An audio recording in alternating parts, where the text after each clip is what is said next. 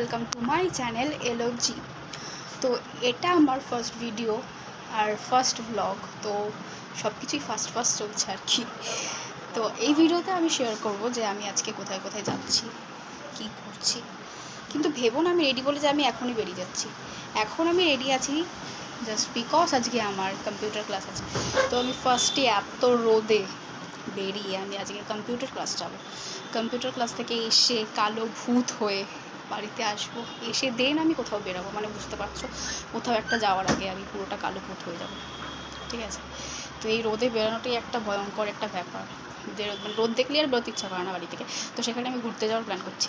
মানে এটা হচ্ছে একমাত্র যারা ঘুরতে ভালোবাসে তাদের ছাড়া এটা আর পসিবলই না। তো যাই হোক, আমি আজকে যাচ্ছি মানে খুবই কম ডিস্টেন্সে। কোথায় যাচ্ছি সেটা হচ্ছে বড় কথা। যাচ্ছি হচ্ছে আমি মাত্র মানে খুবই সামান্য ডিস্টেন্স, মানে হচ্ছে সোদপুর। আমার মা বাড়ি যাচ্ছি, তার একটা পার্টিকুলার রিজন আছে, সেটা হচ্ছে আজকে আমার দাদুর বাৎসরিক কাজ, তো যার জন্যই আমার যাওয়া। তো মামা বাড়ি খুব একটা কাছে বলে যে আমি রেগুলার যাই বা সেরকমটা কিছু নয়, মানে মাঝে মধ্যে যাওয়া হয় আর কি। লাস্ট আমি বোধহয় গেছিলাম যে কালী পুজোতে, এরকম গেছিলাম আমি। তারপরে আমি যাব আজকে। তো সেখানে গিয়ে দাদুর কাজ হবে ভালো করে, সেখানে পাঠ হবে, তো সেই সব কিছু আমি তোমাদের সাথে শেয়ার করব। আরও রয়েছে আজকে কালী পুজো। তো কালী পুজোতে কী কী হচ্ছে না হচ্ছে আমি সব কিছু তোমাদের সাথে শেয়ার করবো আজকে। তো সব কিছু দেখতে হলে আমার সাথে থেকো, আর ভিডিওটাকে একদম স্কিপ করো না। তারপরে কাক ফাটা রোদ্দুরে চিকেন রোস্টের মতো মানুষের রোস্ট হয়ে বাড়িতে ফিরে এলাম। তারপরেই মা ধরিয়ে দিল একটা শরবতের গ্লাস, যেটা খেয়ে হয়ে গেল আবার মনটা ফার্স্ট ক্লাস। কি ভালো তো।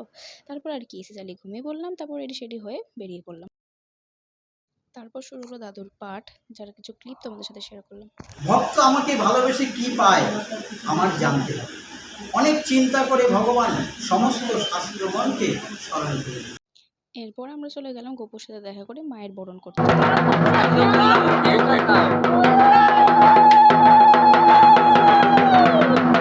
এই যে আমাদের মিষ্টি মা, যার মুখ দেখলে আমরা সব দুঃখ কষ্ট ভুলে যাই। তারপর শুরু হলো মায়ের যজ্ঞ, আর আমার মনে হয় এটাই সব থেকে সুন্দর মুহূর্ত পুজো।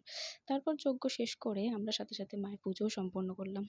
ভিডিওটা ভালো লাগলে একটা লাইক, একটা কমেন্ট, একটা শেয়ার করে দিও, আর সাবস্ক্রাইব করতে কিন্তু একদমই ভুলো না। আর আমার ভিডিওটাকে সবার আগে পাওয়ার জন্য সাইডে থাকা বেল আইকনটা কিন্তু অবশ্যই ক্লিক করো। টাটা।